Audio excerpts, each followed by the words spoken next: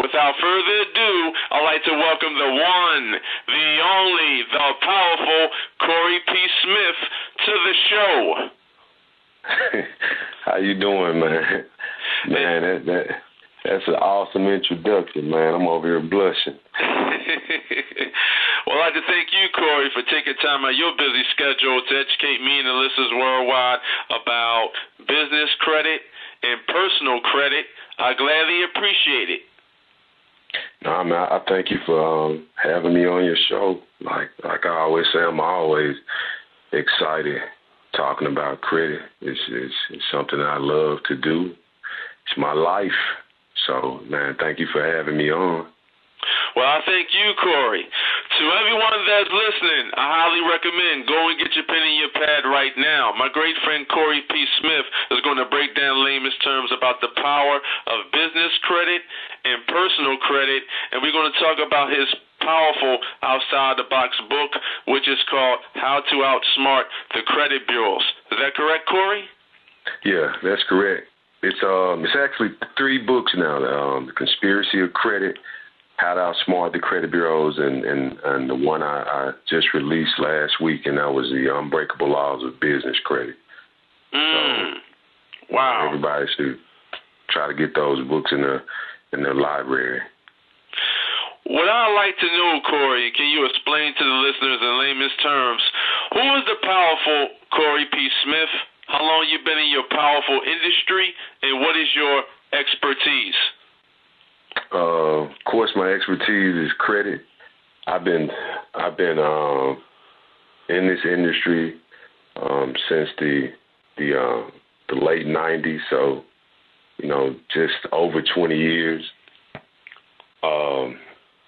Who I am, I try to stay humble. I like to think of myself as being a humble guy. I like to, think of myself as being extraordinary at the same time while I'm being humble. And I'm a person that likes to give information away. I love to give information away to try to help people better their circumstances, whether it be on a financial level, whether it be, providing them information to help them mentally, spiritually, as well as emotionally. I mean, that's who I am. Humble, but extraordinary.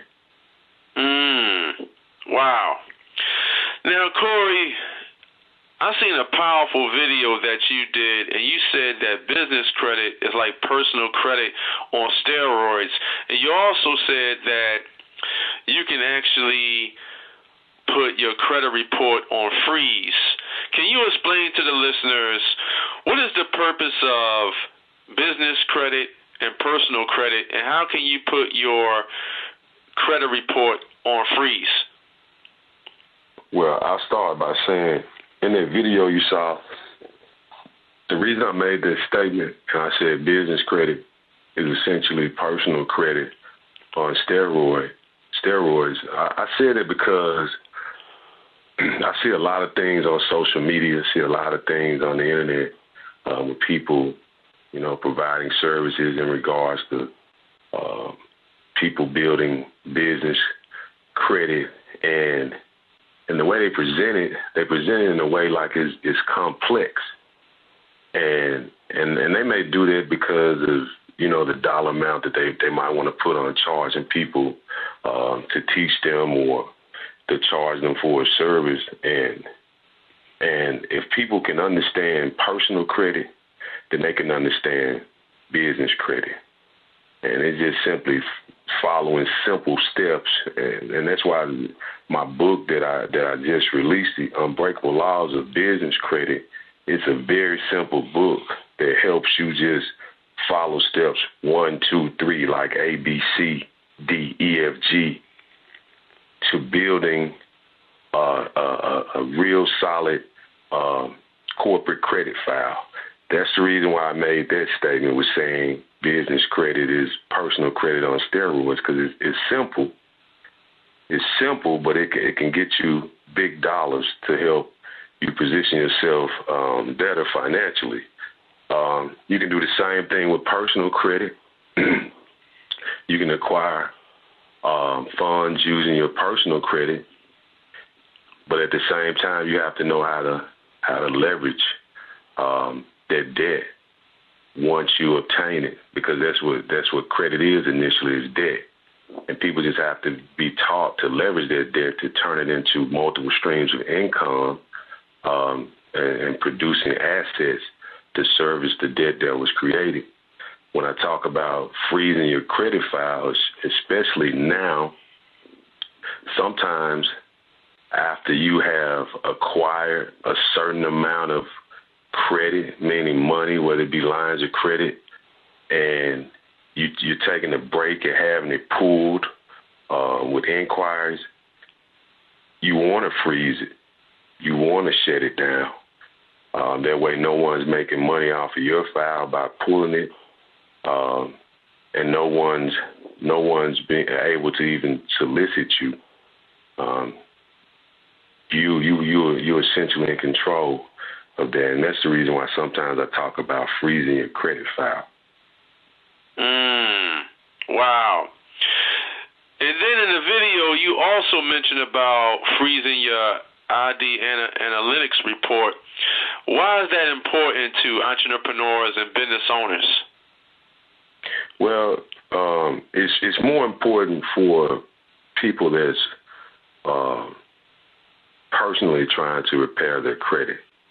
When I talk about freezing your ID analytics, your SaveStream or your LexisNexis reports, that's to help you during the process of disputing certain things on your credit file, because you don't want to give a creditor or a collection agency or even the bureaus any type of leverage to resist you during the dispute process. And that's the reason why I started talking about freezing those files, such as LexisNexis, SaveStream, IRA, and ID Analytics, and all these databases that retains your personal and public information as well. That's the reason why I say freeze it.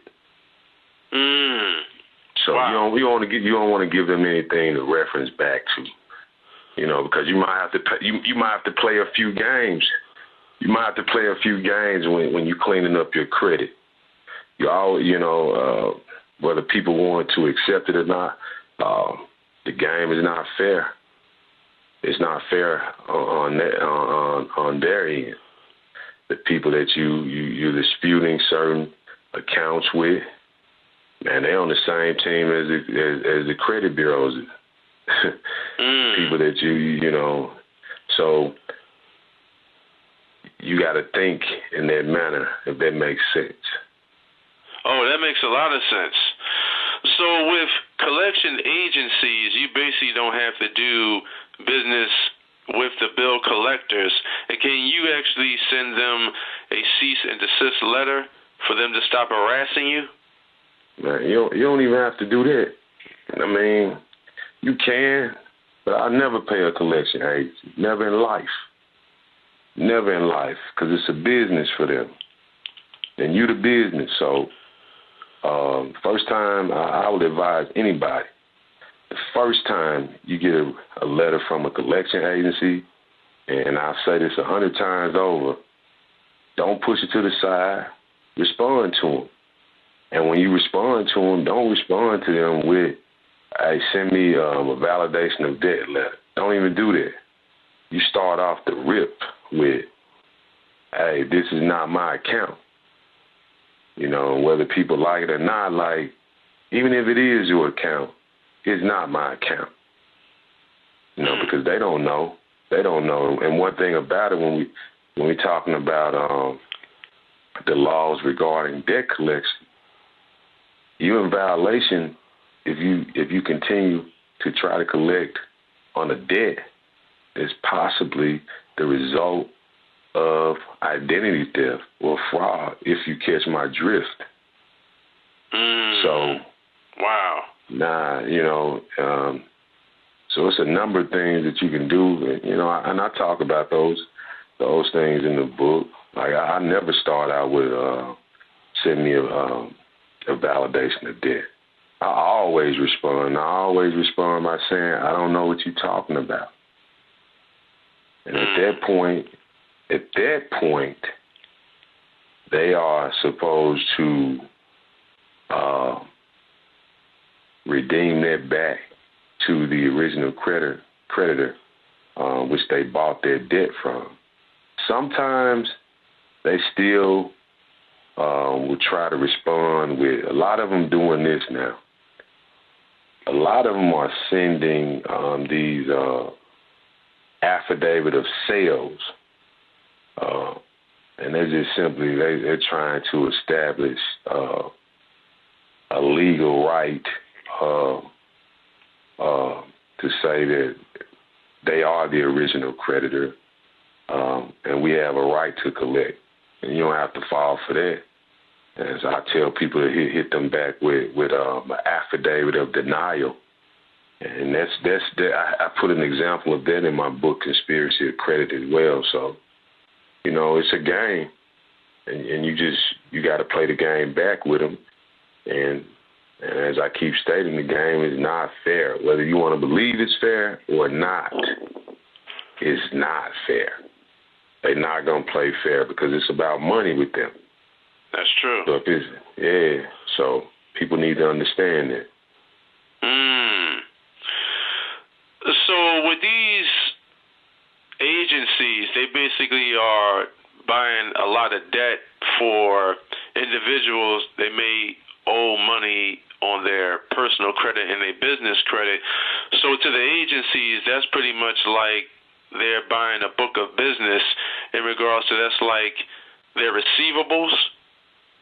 Right, mainly on the personal side. When you have debt buyers, on the personal side is huge, because when you buying debt, that becomes an asset to your company. Like, you can use that once you get going. Like, when you talk about a debt buyer, like if I buy $1 million worth of debt, I can say that's an asset. I could say, like, that's almost like, man, I have all these loans out here that got to be paid back. So that's big business. So them caring about whether the debt is yours or not, or always following the guidelines, they don't. They just want the money. Like, people have to realize that our society, if you look at it in a whole, if you just really examine it, is based off slaves and slave masters, but just now on a very complex level.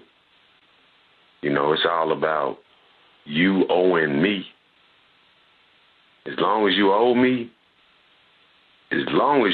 especially money, and you in debt to me, and what does that mean? If you in debt to me, then what? You a slave to me. That's true. You're gonna pay me, and I'm gonna keep you on that treadmill as long as I can. So, that's how I view everything.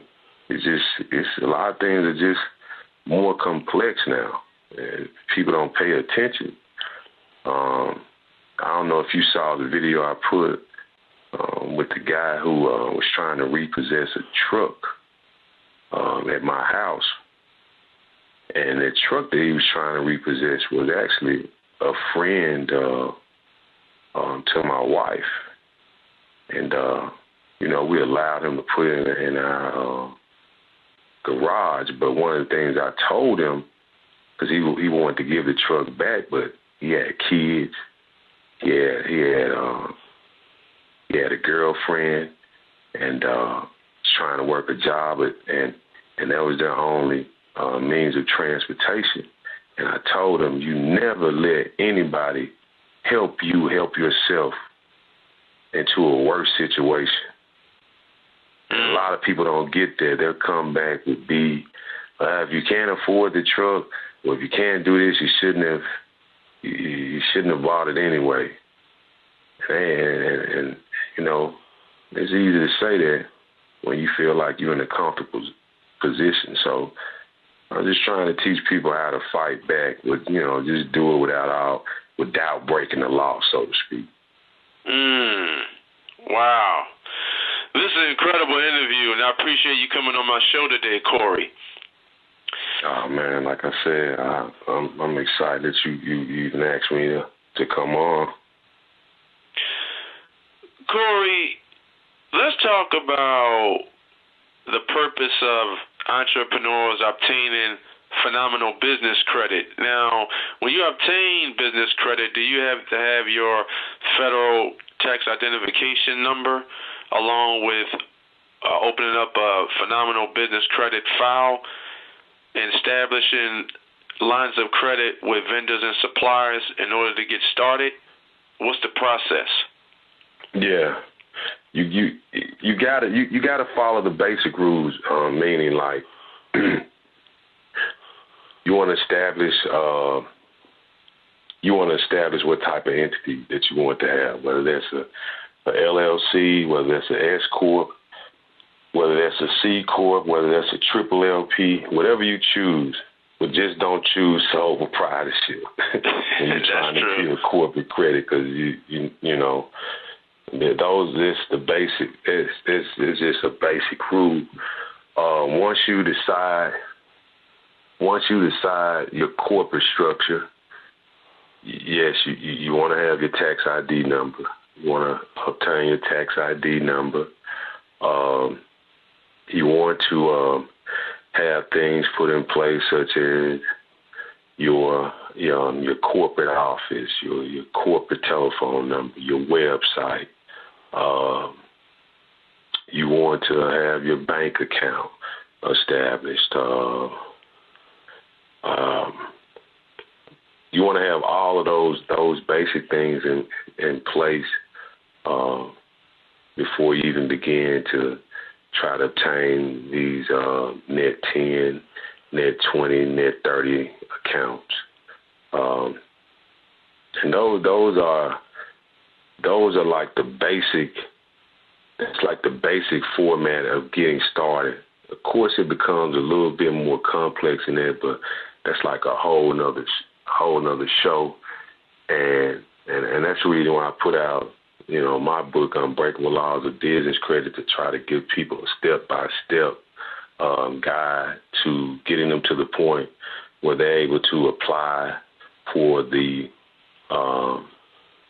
bigger credit cards, the revolving credit cards, or the bank loans, or the revolving lines of credit. And I would advise anybody, even early on in the beginning, once you get started building your corporate credit, if you have big plans in regards to how you want your company to grow, if you're doing something real, you want to make sure that you have a really good accountant on hand to help you look good on paper. Make sure you file your taxes correctly.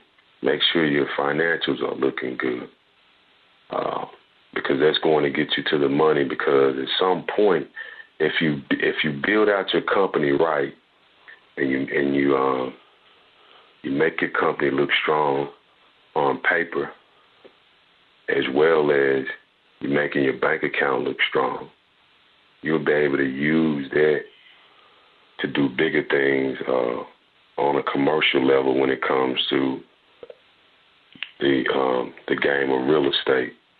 But that's a whole nother story as well. So, my best advice for people to get like a really good blueprint of where do I start in this business credit building process, and seeing it through to a point where I have my company established to where I can obtain enough money to start using the business credit to generate more income, to give my business a fighting chance and some breathing room I advise them to, going by the book, Unbreakable Laws of Business Credit. But even with me explaining it, that is really it's just that simple. It's not complex, And in the book, I list all the credit card companies and banks and what they require, whether they require an 80 paydex score and a personal guarantor, whether they verify that you have a real corporate brick-and-mortar office, like all of this in the book. You are experiencing a life-changing, powerful interview, and you are hearing it first from Arthur Robinson Jr.'s PowerfulInterviews.com. So you have to establish a strong, real business in the eyes of suppliers and lenders. The bigger ones. When you're talking about doing some of the things that I've been able to do, like, you talk about starting to use your company to invest in real estate, and also using that as some sort of asset protection. Then you're going to have to look good in your bank account. You're going to have to look good on paper. Your whole team in terms of your attorney, your CPA, all of those things have to look great. I won't even say good. To get to the real money, if you're trying to just get small credit cards like a Capital One, Spark, and things like that, then you can do the basic thing. Get you a couple of net 10, net 30 accounts, pay them off long before it's time for them to be due. Maybe if you decide to buy the DNB credit builder, which isn't necessary, things like that, or just making sure you have some type of paydex score, which is your DUNS credit scores, so to speak, if to simplify it. You mean what Dun & Bradstreet reports? Right, Dun & Bradstreet. You don't have to do a whole lot. You don't have to take it to that level if you're just trying to do basic things like that. But to get to the real money, to be able to walk in the bank and say, hey, I need $150,000, and they want to start asking for paperwork and they giving it to you in the form of a check or cash and not on the credit card, then you want to make sure you look good all around. You want to make sure your bank account is looking good, and it's going to take money to do that, and it's going to take time. You got a lot of people that say, hey, I can get you $50,000 or $100,000 in 6 months or in 3 months, and they can. They can, but a lot of it's going to be on credit cards. A lot of it's going to be on credit cards, but I try to get, I try to get to a point where I don't always want credit card. I want a check. That's I want to be able to log into my business bank account and the money, they put the 200,000 there. They put the 150,000, the 100,000 there because I can use that. And that's leverage. Man,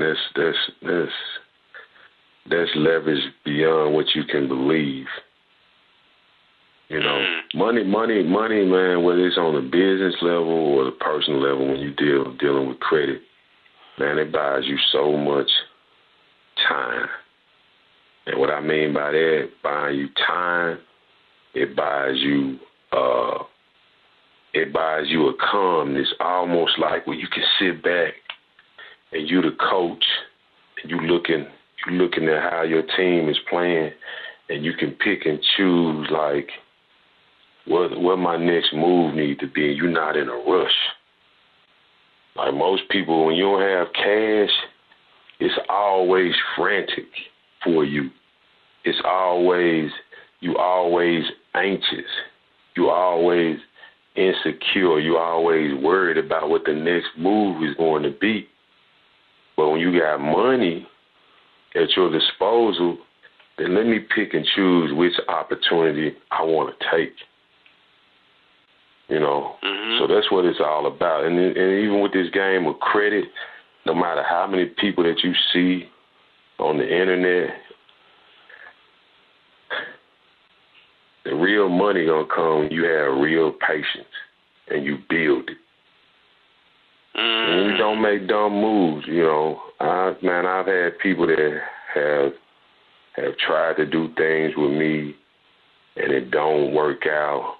And I become the biggest crook. I become the worst guy in the world. But I tell them, listen, hey, if you're trying to invest even $1,000, if your life depends on that, don't do it. Because 99, you try things 100 times, most business ventures, most whatever you try, whatever risk, you try it 100 times, I can almost bet you 99 times it's not going to work out. It's not going to work out.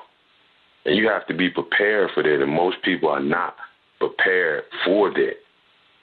It takes years to build an empire. Yeah. It takes years. So as far as the corporate credit goes and the personal credit goes, the reason why I speak on it and I say I use it as a tool to put me in the position that I'm in now, I had a lot of patience. I took a lot of strategic moves. I did a lot of research. I'm not special in that aspect of like, man, this game of credit is like rocket science, and it takes a genius to figure it out. Nah, it just takes research, reading, paying attention, trying things. It's gonna come to you. It's gonna come to you. So, and that's the thing that people have to be aware of. The only thing that I'm just trying to do is just shed a lot more light on them because, you know, they have always used credit against us. And I'm going to say us, meaning like I don't never try to make it a black and white thing. I always looked at it in terms of it being a poor thing. But for the truth about it is black people lose more than any other race when it comes to credit because we don't understand it. They've always used it against us. That's true. And you just got through talking about education. They use that as a trick bag to me. I mean, people will go to I got a homeboy went to pharmacy school, and he's like, man, I make $100,000 a year, but man, you owe $200,000 in student loans. What's so you came out in debt. There you go. And then it's not like they're getting a six-figure check in one lump sum. They basically are generating $100,000 on paper as gross income, but that's not your net income. Nah. That's not what you bring home because that's tax. So you're really not making $100,000 a year. You're really probably working with maybe after taxes a little over $70 a year. Man, and that depends on your insurance plan. If you got kids and then all the extra stuff that come with it, you're still not happy because there's no money. I trip off when I hear people talk sometimes. It's like, man, it's a good job paying $20 an hour. And I know everybody can't be rich. I know everybody, is different levels. But, man, some people, you can do better than that $20 an hour. You chalk up the cost. Like, I sit back and I was like, man, if I made $50,000 a year and it was never taxed, it still would take me 20 years to make $1 million. I could take this credit game and be patient for 2 years, maybe even a year. Well, I'm going to say 2 years. I can get my hands on $1 million if I do it right. Even That's if I true. can't get my hands on $1 million, I know I could get my hands on $500,000. I don't care whether it come through credit cards, through lines of credit, through me hustling, whatever, merchandise cards, whether it be Home Depot, whatever I got to do is helping me, where I'm not coming out of my pocket with cash, where I'm able to buy products to rehab old buildings or old houses that I plan on flipping, as opposed to me working a job for 20 years, and people don't, like, man, if somebody opened my eyes up to something and I can see it, I'm going to test the waters. But like I told you before, people don't want to go through the pain. They'll rather go through 30 years of somebody else having control over their life as opposed to going through 10 years, 15 years of pain, suffering, unsure about things, but still knowing when it's all said and done, I got financial freedom in the end. They don't want to go through that. No. It's like somebody told me one time. They had a blank credit file, and I was like, "You sitting on a gold mine." And their words to me was like, "Man, I don't really want to mess with it because, man, I got to have a guaranteed check." And I'm like, "You the guaranteed check. That's you right. the guaranteed check. Can't no other man guarantee your life better than you can. And we know God ain't a man. So what does it tell you?" So, some people don't get it. Wow. That is absolutely true. And, when it comes to, jobs, I mean, I know some people may need them, but that's their mindset. But, JOB stands for the journey of the broke. And in order for you to really have some breathing room, or whether it's on a personal level or whether you're in the business, you got to generate at least $80,000 a month. That's around $20,000 a week, $3,000 a day. So if you can really wrap your mind around how can I actually generate and accumulate $3,000 a day, you will be in the breathing room. You will be in the 1%.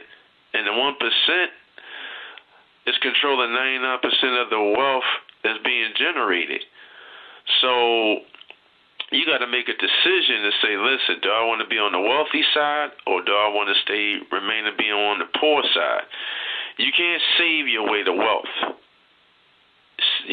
Basically you want to save to invest, not save to save.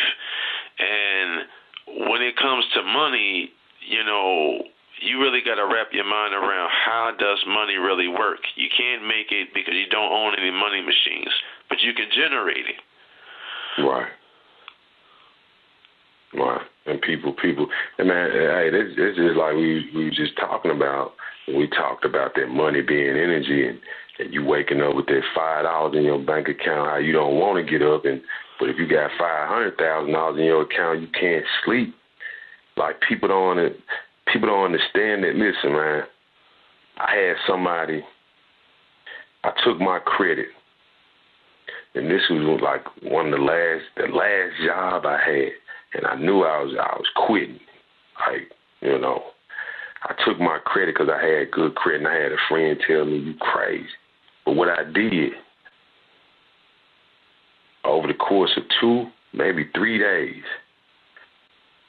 I went and bought 7 cars, right? 7.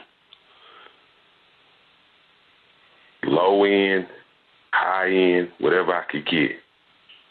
Whatever I can get. And we know cars depreciate in value. That's true. Once you start spinning the wheels, right? Mm-hmm. But I also knew my people. I also knew I pay attention to bigger companies like Hertz and Avis. I know what they're doing. I could do it on a much, much smaller scale, but I took a risk. I bought 7 cars. And I already knew that I had a consumer base, and I took those 7 cars and I ran them out. Whether they be I had Chargers. I still got them. Chargers, Challengers, Camaros, all the cars I know most people, working class people, they want to drive. But I took those 7 cars, and with those 7 cars, I went from me making $17 an hour. To me, that's barely $2,000 a month with no overtime. But I took 7 cars, renting them out. It was bringing me over. I think that first month when I got finished, I was a little bit over $12,000 in that first month. But if I were to listen to one of my friends, like, man, you crazy. You don't mess your credit up. You don't like this what I do. But most people, they wouldn't even do that. They'd be like, that's crazy. So what I do, man, I'm at $12,000 a month like that. Bam. I went and bought me four houses. And that was residual income for you. Man, that was residual income. And I kept taking off. And and then my book, I had no idea it was going to do what it did or what it's even doing now. Eventually that kicked in. So I ain't even looking back. So, but if I would have just stayed afraid, or if I would have just not even thought of like, man, I'm going to try this. I wasn't trying to make no investment in something that depreciates in value with cars. Like, people were, even when back in the day when I would hear people say, man, I don't have to have a Benz, I don't have to have this and that. Man, I used to tell them back in the day, give me the Benz. That's right. Because cars make me money. And what I mean by that, I'm just keeping it real. It was times when I was coming up back in the day, I probably have $1,000 in my bank account. But I had the Benz, and just because I had the Benz, somebody was willing to invest in me, or somebody was willing to talk to me, or somebody was willing to meet me. Because it was perception. That's right. And perception meets reality. Exactly. But now, I ain't got to do that. I don't care if I pull up in a Ford F-150.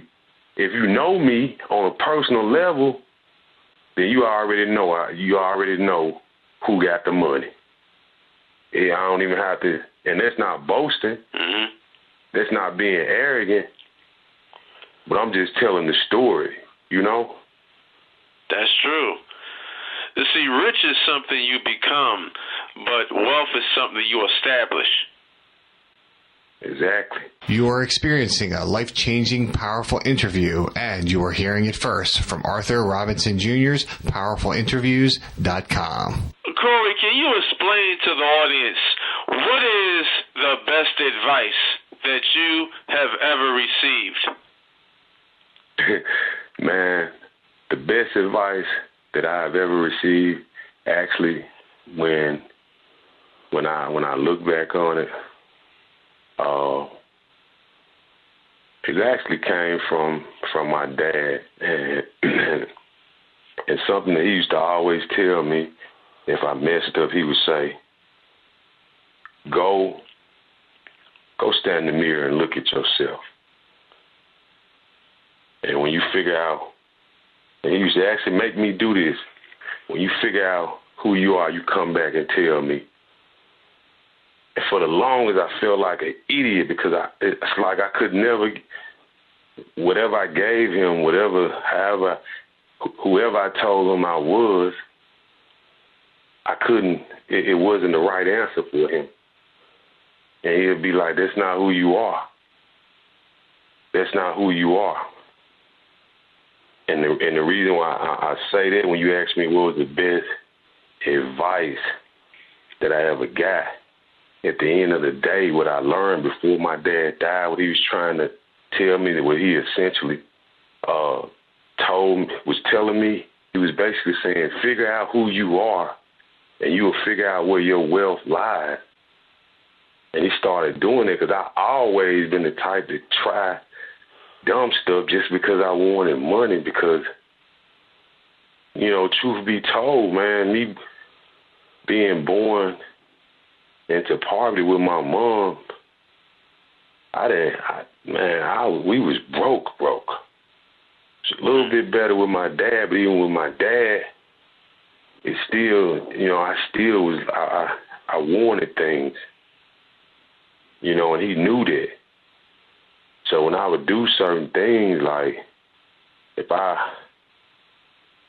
you know, not to just going into, like, I won't even go into this story, but I was doing things to try to get money, because whether I wanted some tennis shoes or some pants, because I had 4 pair of pants going to school, you know? Right. So, but the one thing my dad, he already knew, like, you got to figure out who you are. When you figure out who you truly are, that's what he used to go look in the mirror and when you and look at yourself and come back and tell me who you are. But that was it. Figure out who you are, and you'll figure out where your wealth lies. Most people, the majority of people, never discover their wealth because they don't know who they are. They never discover their gifts. Everybody has a gift. If you're born in your right state of mind, God gave you a gift. But you got to tap into it. You got to figure out who you are. That was the best advice that I got. Go stand in the mirror. Come back and tell me who you are. And for a minute, it didn't make no sense to me. Like, what the hell? It just seemed like punishment to me. But it wasn't punishment.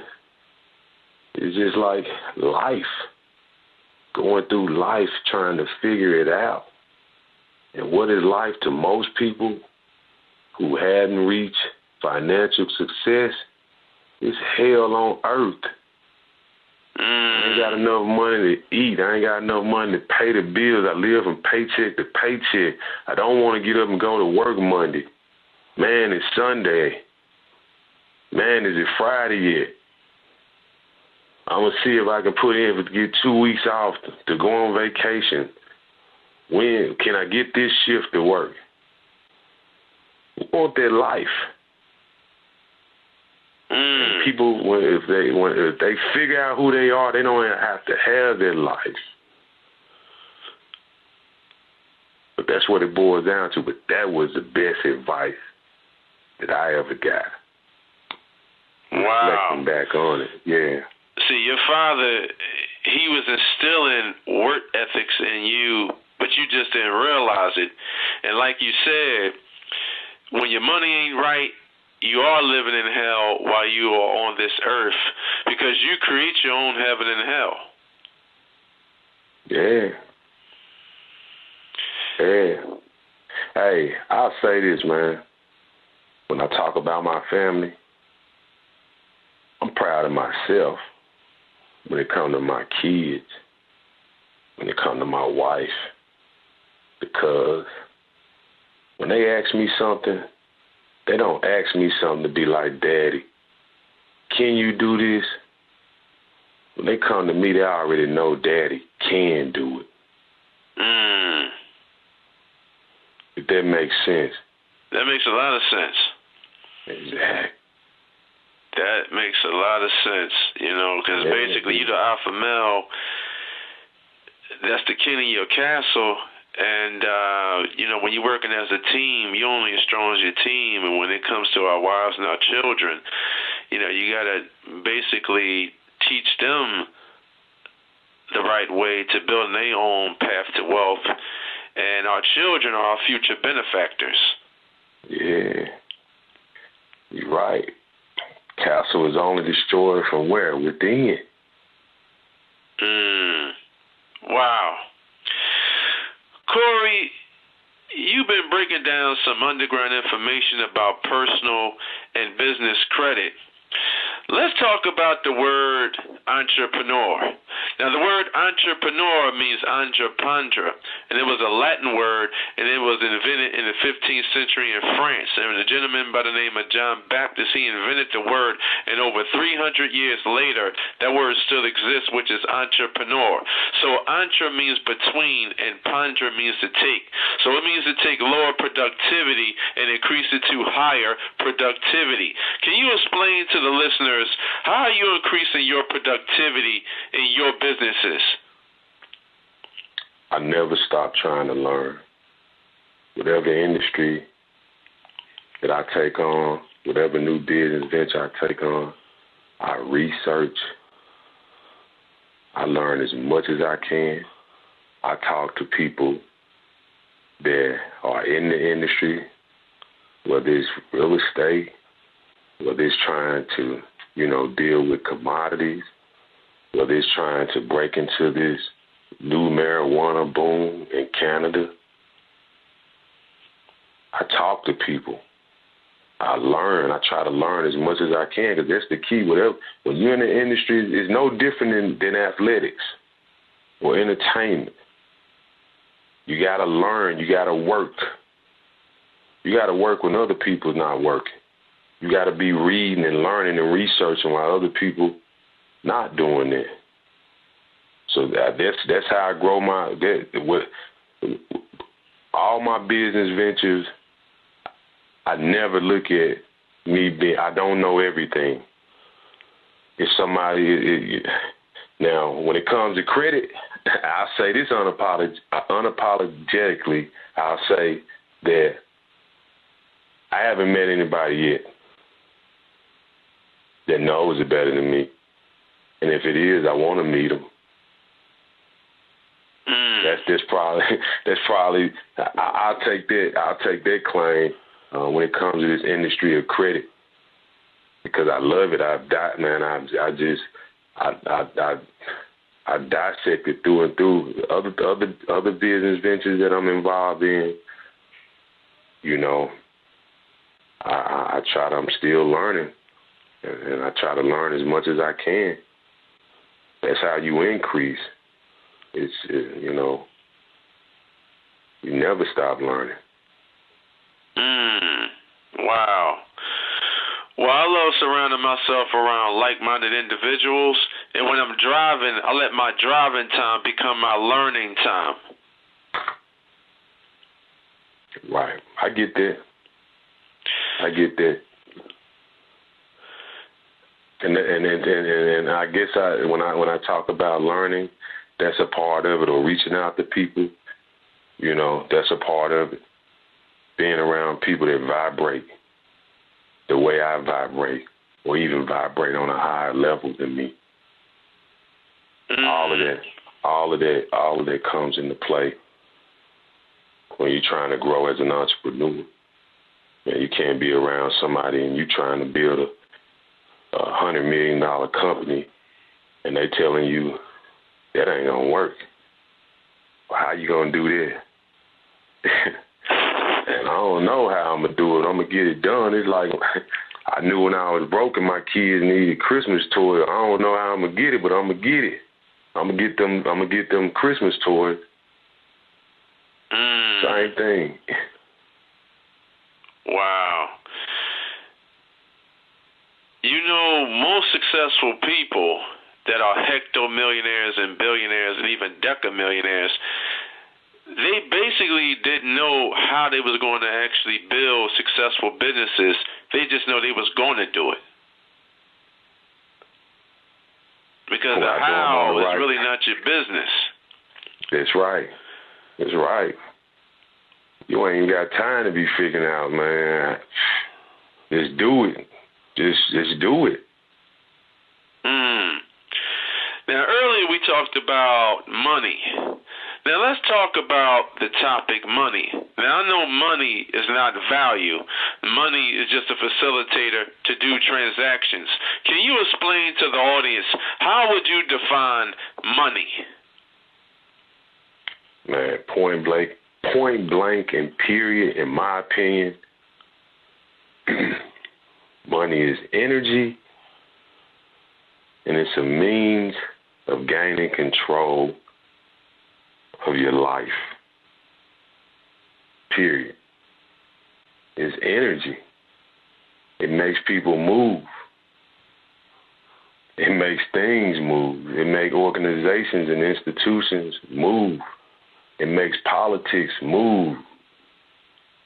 It makes laws move. We didn't make it that way. Powers that be made it that way. And they made it that way how? Through money. Wow. You said money is simply energy, so money is a byproduct of the value that you uncover? Yeah, like I just said before, when I speak in terms of it, it's almost like, let me tell you something. Let me tell you this. It's like you could be in a room and we'll use my favorite guy, Jay-Z. Could be in a room, and guess what? Jay-Z can walk in that room. You know what? You're going to feel his presence. You're going to know money in the room. Mm-hmm. You're going to know. You know, that's because that's, how can I put it? Is it like the transferring of the carrying of currency? I mean, it goes like when I said, man, if you wake up tomorrow morning, you don't have no money in your pocket or your bank account, call me back and tell me how you feel. But if you wake up tomorrow morning, you got 5 million, 10 million, I probably won't even be able to get you on the phone. Wow. And you know what? That is absolutely true. When people know money is in the room, and it's like you have to educate yourself. And like we were saying earlier, and like you said, education is pretty much overrated. And for the millennials, as well as our generation and people that's in the 50s and 60s, and when you're 60, that's middle age. You're still young. A lot of people got to tap into that wealth mindset and say, you know what, I got to tap into this pool of money to really enhance the life for me and my family and my strategic partnerships. And even with your partnerships, the people you're making money with, that's your family as well. That's right. That's your family. And what like even what you just said, when you talk about tapping into it, it's almost like, you know, when you use that word, let's say it's ignorance versus mistakes almost. Like, I haven't been a perfect husband to my wife, right? Mm-hmm. Hadn't been the perfect dad. And what I mean by that is I never had kids before I had kids. I never was a husband before, you know. And it's like I told my wife, I said, listen, I can apologize for my mistakes. I can't apologize for being ignorant, right? That's right. So once somebody exposes you to something and you have